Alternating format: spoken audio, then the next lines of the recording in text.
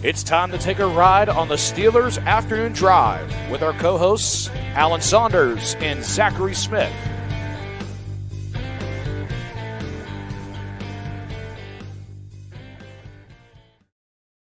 Welcome into another episode of Steelers Afternoon Drive. I'm Zachary Smith. That is Alan Saunders for one final time this year with the backdrop behind you, Alan. And I mean, we couldn't have a better one, to be honest with you. Just the right amount of clouds, in my opinion, gracing the sky behind you. But how we doing? In my opinion, we could use a few more. It's fairly sunny out here. I grabbed Fair the enough. one spot of shade I could find here on the softball field, but it's pretty. I think today was the hottest day of training camp. Real field was over 100. It was pretty brutal out there.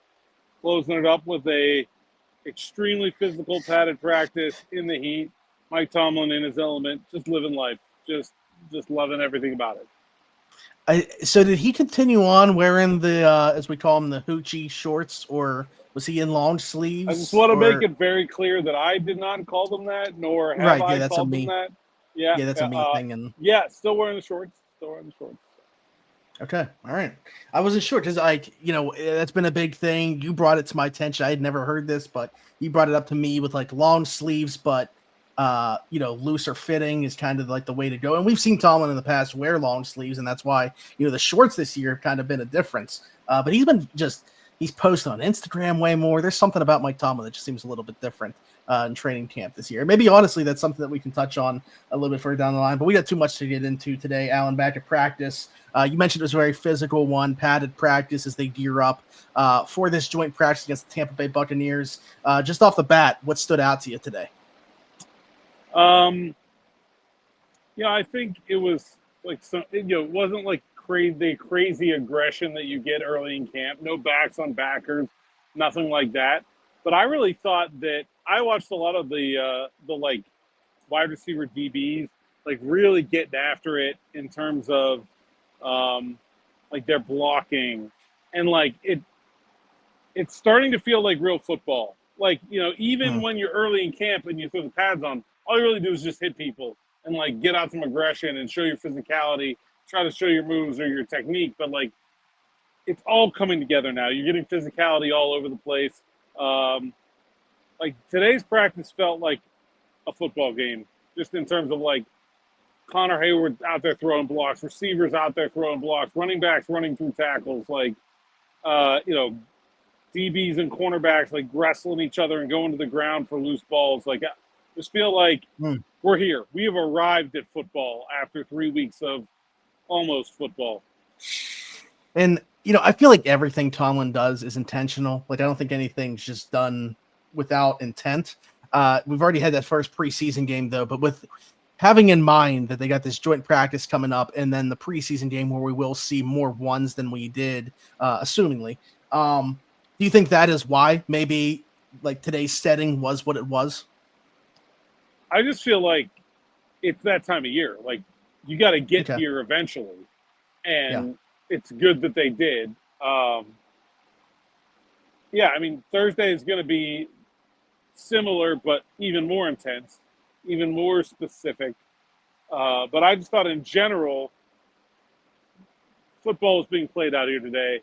And you saw the effort in all areas of the game. And I thought a really good, really intense play. Like Aaron Rodgers took a bump today. Yeah. That would not have happened the first week of training camp, right? That happens because you guys are just going. Like, you're just playing football now. Like, it's not pretend. It's for real. Yeah. You mentioned that about Aaron, was going to bring that up. I think it was made pretty clear, based off the pictures and in the way that it was put out there, that it wasn't something necessarily to be overly concerned about or anything like that. But anytime your starting quarterback, has to go off to the side and they're looking at him and evaluating him, there's going to be like a little bit of a sigh of relief when he does get back out there. So not really much to do about anything there. He just had a cut, I think. Seemed like what it was to me. But Derek Harmon pushed his guy back into him. And then Watt was coming around the edge, and there was kind of nowhere for Rodgers to go. Nice to see that from Harmon. I thought he was very good at the beginning of camp and sort of didn't have the best last week. He was dealing with some kind of injury. I don't know what that was or if that slowed him down. Didn't think he was necessarily great in the preseason game. Thought he looked really good out there today. Very similar trajectory for Rodgers Jones, who I thought was okay early on, had a couple bad reps, had the injury. He's closing camp at a very good place. I think he looks really good. And so that's what you need to see if you're the Steelers, those first-round picks paying off. Troy Fontano did get torched by TJ at one point today, but that just sort of happens every once in a while. I think with Broderick, we could literally just talk about him every day and give a progress report. But, again, not being there and just relying on talking to you every day and following along on the TL, like I'm sure a lot of Steelers fans do during these practices, you said he's closing in a nice way. Honestly, when I look at, the 3 practices leading up to the preseason game and then obviously the way that he's closed it out this week, very encouraging signs there in terms of that development. And I say development because, yes, he is still a developing player. I think people think there's just this button that can be pressed in year 3 and he's a fully done product. But I'm very encouraged by just the sounds of what it's has sounded like has come of Rodgers Jones' week. Yeah, I mean, I think really he's had a very good camp. I know he got a lot of grief for one rep that goes out there on social media. And that's kind of been the knock against him always, that there will be those 1 reps where he just looks clueless. I haven't seen one of those in a while. It's very similar to Kevin Dotson when he was a young player, where it'd be a lot of good, and then there'd be oh, hey, look out, or now Kenny Pickett has a concussion, and I see Broderick starting to clean some of that up. Now, he's got to do it on a regular basis. Also, I will note, this has happened with Alex Highsmith out. Now, Nick Herbig's not some kind of slouch, but I do think Highsmith really just has Broderick's number. And most of the negativity that you were seeing about Broderick Jones early in training camp was coming at the hands of 56. Yeah. So we'll see. I mean, I don't think the Bucs have the best edge rushers in the world, so I don't know what we're going to learn necessarily this weekend. But as the season goes on, we'll see if there are other rushers that sort of have the ability to kind of put him away like Alex Highsmith has, or if there's just one guy. I think that's very much still a question. Yeah. And this isn't a lack of effort thing. I think that this word could sometimes get attached to that. But to your point, 1 rep that just looks totally uncompetitive that goes out there could outshine, every other rep that he does and does well in, just because that's the one that position, because a pass rush that goes nowhere does not get tweeted as a highlight. Nobody's in the stands tweeting, here's Broderick Jones stonewalling Nick Herbig while Mason Rudolph throws a check down, right? You're not getting the context of, if a wide receiver goes out and drops a pass and somebody tweets that, they'll probably also tweet it if he scores a touchdown. When you're an offensive lineman, you're only going to get attention for negative things most of the time. You're talking about from the average football team. Mentioned Aaron Rodgers having to briefly exit practice and then come back in, but he also spoke today, closing out his time there at Saint Vincent here in year 1 with the Steelers, and maybe the only year he's going to spend with the Steelers, but obviously an experience for sure to be had for any Steeler that spends time at Saint Vincent. Was just curious what he had to say, about that, or anything else that you took away from his availability. He continues to surprise me with what he says. Again, people were saying this is some diva who's going to refuse to live in the dorm, and he said today, "I'm going to miss it. I'm ready to go back to my bed, but I'm going to miss being with my teammates in the evenings, at the cafeteria, nothing but football. This is what I love about doing this." And he said this is a special place. He said, he gets it, man. I don't really know how else you can say that, but he understands what is special about this place, this experience, this environment. The fans were great today, even though it was 104 degrees. It is not like this. Not only is it not like this everywhere, it's really not like this anywhere. What the Steelers have going on is so unique, And I think there's such an appreciation for it from guys that come into the organization. But to hear him say, like, yeah, I'm really going to miss hang out with my guys in the evening, and I learned how to play video games again so I can hang out with DK Metcalf. And, like, there's nothing left to add to make him sound any better of a teammate. Like, I don't it's just it's the total 180 from what we were promised we were getting in Aaron Rodgers. Wonder if any of the guys got the early release of Madden to be able to play it before they broke camp. I'm assuming at least one guy within there probably did. But yeah, I wanted to bring up. It's funny that you brought up the video game thing because actually, I don't know why that is what stuck out to me about things that he said in the past, just because it seemed like he was so far removed from that, but wanted to jump back into that just to figure out how to spend quality time with the guys. We knew that they always played cards and stuff like that. Cam Hayward has mentioned that in the past and stuff like that. But yeah, I mean, the camaraderie is a big part of it, and there's just so many things that are unique about it. And honestly, like, we can bring up some of what Jaylen Ramsey had to say on the pivot. Kind of reminds me of that too, which we'll do in a second. But speaking of Jaylen Ramsey, returned to practice today. Darius Slay, after the ankle thing that happened yesterday, also back at practice. So, those top corners all back out on display. I was curious what that would look like in those team settings. I always love to talk about 7 shots. So we got to go through 7 shots and what that looked like in another day where the offense won.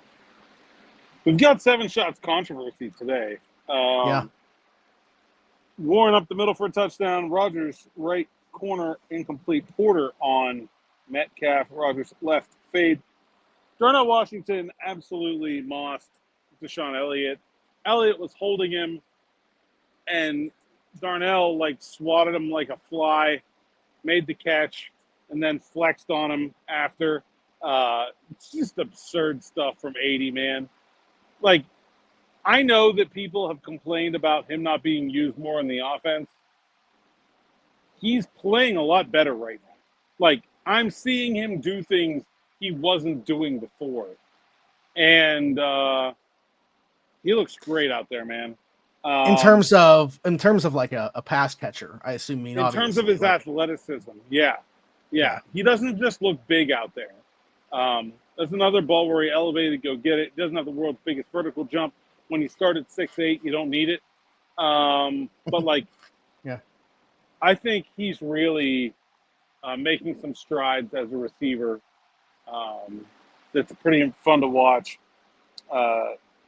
Rudolph in, and now we've got controversy. So the ball goes from Rudolph to the back right of the end zone. It's intended for Max Hurleman. Darryl Porter Jr. jumps the route and has a dead-to-rights interception. Also, Hurleman stepped out of bounds as he was running his route, so couldn't have completed the pass anyway. But Porter bobbles the ball. Hurleman came back in and tied him up, and they went to the ground, and Hurleman came away with it, and he said touchdown. Daryl Young and Casey Weidel were both standing there. They both said touchdown. DY is not an unbiased observer. He is team offense. So we put it down as a touchdown, but I talked to Darryl Porter after, and he said he absolutely had control of the ball in the end zone for an interception. So we need a lengthy replay review and Alberto Riveron to chime in to tell us whether or not Darryl Porter Jr. caught that ball. But I put it down as Steelers fans will love hearing that name. Yeah, for the offense, but TBD. And then Rudolph right up the seam to Brandon Johnson between Pierre and Thornhill. Lou Nichols, touchdown, running right ahead. Man, I like that guy. And then Skylar Thompson, an out route to the left. Lance McCutcheon looked like a busted coverage. Pierre was around, but I'm not sure that anybody was really close to it. Could we go back to Darnell for a second? Because I actually have a question about him. Yeah. I didn't necessarily plan to ask it, but I'm just curious, if he's been asked about this and what his response was. Obviously, he deserves credit for him just developing as a player. If he's, growing into more of a role as a pass catcher and just learning more and more about that position as he goes on here and becoming better. But I was curious, what, if anything, could be credited to Alfredo, his position coach, or Arthur Smith in terms of what they're bringing out of him in that regard? I think a lot. I mean, Alfredo Roberts is a good coach. He's been in the NFL a long time. I think he gets the most out of his guys. He's pretty detail-oriented. And I think Arthur Smith and his creativity and his willingness to take chances on guys that don't necessarily look like the archetype of their position, you can spread that around a lot beyond Cordell Patterson as a running back, Connor Hayward, Scotty Miller, right? Like, these are guys that don't have prototypical physical traits, but he's able to repeatedly find ways to get them in position to make plays. So I think a big credit to Arthur Smith. But, yeah, I mean, I think Darnell just looks physically better, too. Like, he's using that athleticism and strength combination that he has in ways that we really haven't seen him do before. I mean, I've seen him make some contested catches. I don't think I've ever seen him just absolutely embarrass someone, and then for it to be Deshaun Elliott, like, that really says something to me. We get comments sometimes when, we don't bring up something like injury related or whatever, and people think like we're trying, I don't know why this is like a thing, but like people thought like people were trying to cover up the Calvin Austin thing and stuff like that. So let me ask you, not related to Calvin, but it's been a pretty quiet camp, I would say, since his arrival, and then like taking time off to deal with an injury for Jonnu Smith, this knee soreness thing. Do we know anything more about that? Is it just like a lingering thing that has to be managed, or do we know anything about it? Seems like it's kind of a semi-chronic thing where they're just trying to maintain him and not overdo it in practice. Where they want him available for 20 games and not. I mean, if they had to play a regular season game tomorrow with where he's at, that's basically what I was asking. Yeah. Okay, got it. So this is more about he has an issue that they're managing. It's not like going to prevent. I feel like it's going to be very similar to like Cole Holcomb's first year back. He did a lot of that after his injury, his first injury. Larry Ogunjobi when he first got to the Steelers. Same kind of idea where it's like, there's an injury there, it's fine. Just kind of, be smart about it. Sure. Mentioned Jaylen Ramsey coming back to practice today. Darius Slay coming back to practice today. But Jaylen Ramsey is really the one that I wanted to talk about there, and not necessarily for what he's done on the field. Although I got to talk about what he did on the field today real quick. It's that Aaron and DK have been on this slant parade where like it's just like the thing that they are the most connected on. They got into a red zone one-on-one drill, wide receivers, DBs. DK breaks off the slant. Ramsey around the shoulder, knocks the ball down. Like, that's 6'4". So, like, when you add the wingspan, that's like a 9-foot reach. And just like, he's so good, man. I'm not sure anyone's beaten him in a one-on-one all camp. I'll have to go back and look. I don't really remember it. He's extremely good. Yeah, he's still that guy, is what he kept saying on his appearance on the pivot. He is still that guy. That's a very good way to say it. Well, because they were asking him on there, like, how do you kind of deal with having 3 number 1 guys? You're like himself, Darius Slay, Joey Porter Jr., because he views it that way, and all those guys view it that way. Tomlin views it that way. He even mentioned, like, when they first got there, Tomlin sat the 3 of them down and kind of like had that discussion with them about how things were going to go. But like, so he calls him, apparently they all call him Jaylen Ramsey. And he said, he's like, yeah, I go first in line. Like, I'm that dude. I'm still that guy. So, but they all feel that way. And he said he can appreciate that and everything like that. I watched that. And I know I say this about a lot of guys. I watched that and came away thinking like, this is a dude that just gets it and should have been here, just the way that he plays much earlier in his career. But he even said, like, up until this, there were certain points where it wouldn't have worked because his focus, while he's always been a football player first, there were certainly some like lifestyle reasons where Pittsburgh would not have been a place where he would have thought his football journey should have been taking place.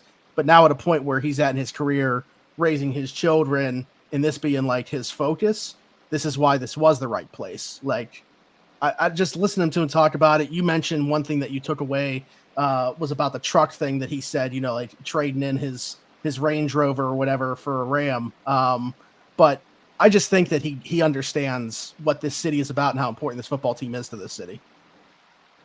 I think he understands football too. Like, this is a team that is very serious about football culturally. Not every team is like that. And I think it's a good fit for where, like he said, where he is in his career now.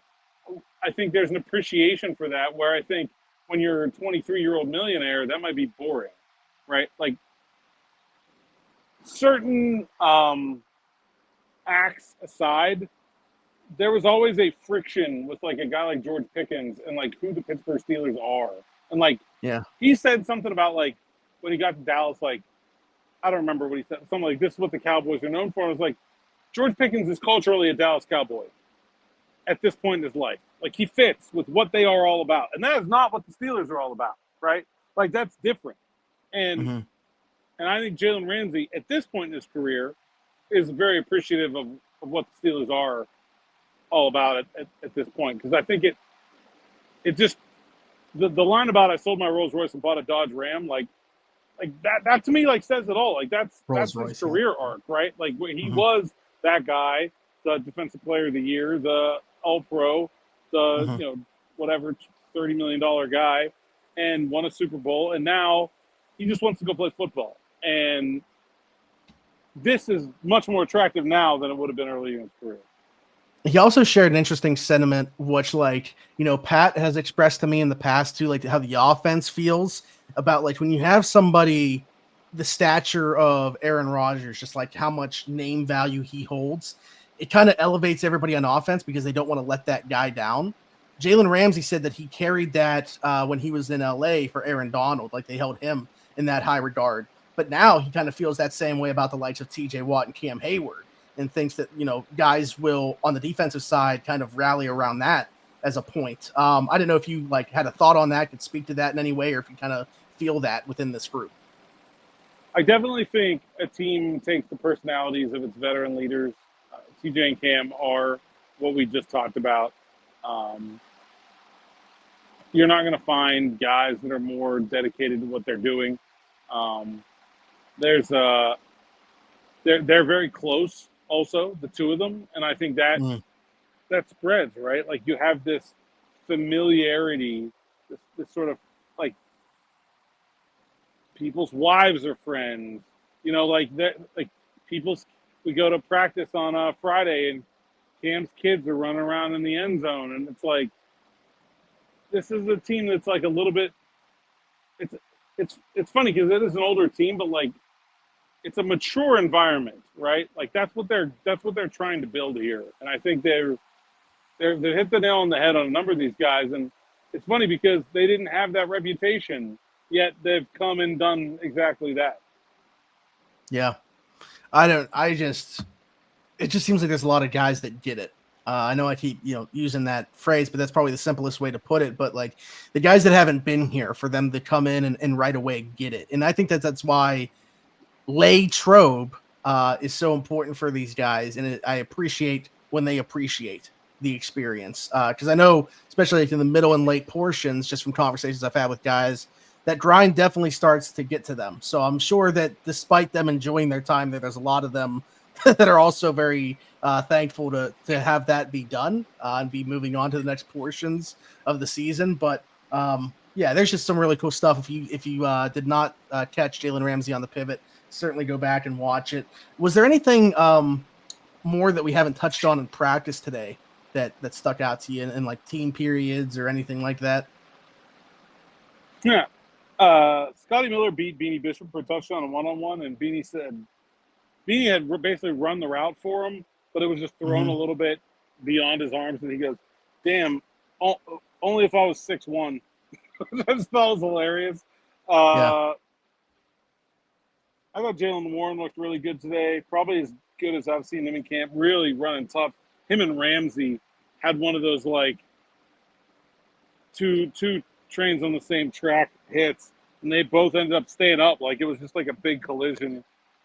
Well, not to cut you off, but Warren's another guy that like haven't talked a lot about this camp, and I think it's just like, hasn't really been asked to do much necessarily. Like as weird as that sounds. So I don't know. It's that I'd categorize it as bad. I just think that it's, obviously they want to really get a look at Caleb Johnson and give him a ton of reps, and they feel comfortable with what Jalen brings to the table. But he's a guy certainly that has not been mentioned a ton this year, and I think people would have a question as to why. Yeah, I think he just hasn't had that many reps. He doesn't need them. And so give him KJ and Gainwell and Sermon and Lou Nichols. I think that whole group has looked good, honestly. Evan Hall. Lou Nichols might be headed toward the, like, Tyler Vaughn's. Oh, boy. Like, only gets in the fourth quarter but puts up insane preseason stats past year. Like, I can totally see that third preseason game against Carolina. Lou Nichols is going off for a buck against Carolina. Didn't we have a question about bold predictions?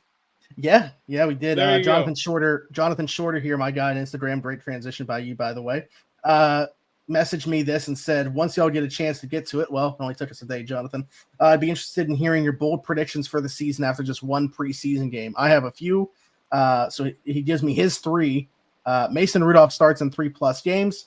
Peyton Wilson will be a Pro Bowler. Darnell Washington will lead the team in receiving touchdowns. This is also something, Alan, where I certainly want yours, but I also want the comments. You know, whether you're watching or listening to this, no matter what platform it is on, certainly want to know what your guys' bold takes for the season are. I love stuff like this, especially when it's like such an overreaction. I can tell based off just one preseason game. I'm here for all of it. Yeah, well, I mean, that's not a season take, but Lou Nichols going off for a buck against the Panthers. I'm putting that one down right now. Let's go with I will say that the Steelers as a team will give up more than 10 fewer sacks than last year. Okay.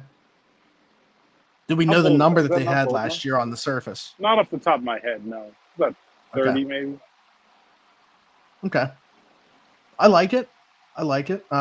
I think Troy Fontano and Broderick Jones are going to be better than average at pass protection. I'm not saying they're going to be great, and there's going to be moments, especially early in the year with their lack of experience, and there's going to be reps against Myles Garrett who you just lose to.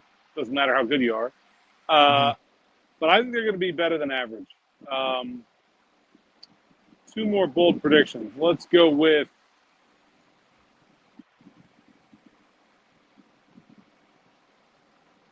I don't know about Darnell Washington.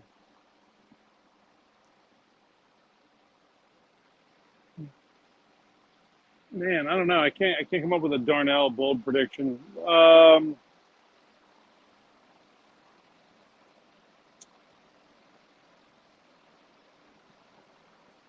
I think the Steelers will have a top 10 pass defense, which I don't remember the last time they did that. I think they'll have a top 10 pass defense in terms of yards. And another bold prediction, I will say that, man, these are hard to come up with on the spot.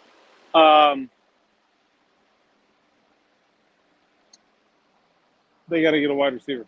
My bold prediction is they will add a wide receiver before the start of the season. Okay. One of mine kind of goes along with the pass defense thing. I'm just saying Juan Thornhill at least ties his career high in interceptions. Oh, that's a great one. That's fantastic. Take the over. Which is 3. So I think he's going to at least tie that or go over that. I'm going to say Jonnu Smith has multiple rushing touchdowns. Whoa. All right. I like it. And my third one will be Roman Wilson has 40+ catches. Yeah, I'm not sure about that one, but it's supposed to be bold.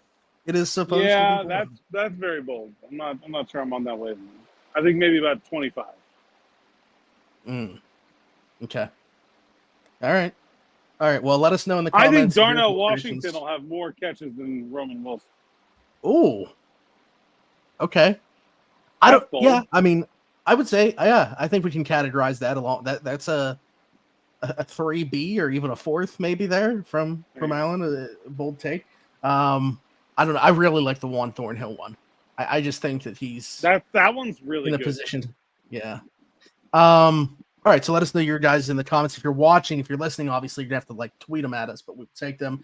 Or you can go over to the YouTube still and comment them down below, even if you listen to the podcast somewhere else, which we will tell you about here in a second. But Alan, anything else to recap training camp from Latrobe.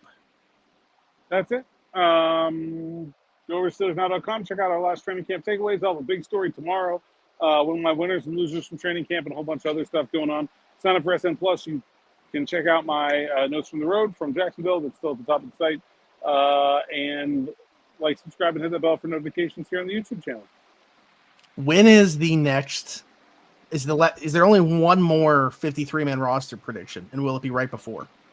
That's a good question. No, probably because I just wanted to guess, wanted to get an idea how much you feel like has changed in that setting.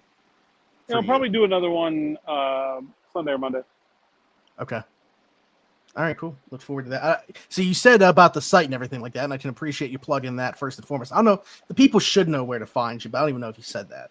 Oh, so. Saunders, Instagram PGH on X, Instagram, TikTok, and Blue Sky PGH. Steelers Now site account. SteelersNow.com. There you go. We still been consistent with the postcards and all that. Yes. Okay. Postcards have been doing well. The rest not, but Instagram we've been getting right. I know where the picture for today is going to be, but I haven't taken it yet. I got to do that after this. Okay, looking forward to it. So yeah, be sure to like, subscribe, hit that notification bell as we keep climbing on the YouTube channel here. We keep growing 16,400 and it's 19. Somebody comes to mind right away for me, recent Steeler. But I'm trying to think if there's another one. Recently. Yeah. Boy, who else besides Tyler Grisham? Is that 19? Yeah. Yes, it was. It certainly was. Obviously, Calvin right now with Juju's who I think about immediately. There's not a lot. Andre Coleman, David Woodley. Yeah, that's what I was thinking of. I had Joe Gillen in my head. Joe Gillen was wrong, but David Woodley, yeah. I think there was a backup quarterback. Was there? Okay, I don't know if something happened. Nobody wore it from 1942 until 1984. And then there's just been big gaps with this number for whatever reason. I don't know why. But anyways, yeah, not a very prolific number in Steelers history. So I don't know, the Bo Bennett curse carrying over to the Pittsburgh Steelers, maybe. There you go. Maybe Juju cursed it by doing TikTok dances to that. I don't know. But hopefully Calvin can get back on the field and continue to uncurse it. All the best to Calvin, obviously. Hope he gets back here sooner rather than later. But and then if you're listening somewhere else, Apple, Spotify, wherever your podcast's from, be sure to leave a 5-star review and subscribe over there. Just search Steelers Afternoon Drive. Do the same thing over on TikTok, and then you'll find me everywhere, Zachary Smith, PGH, Round Saunders, and myself.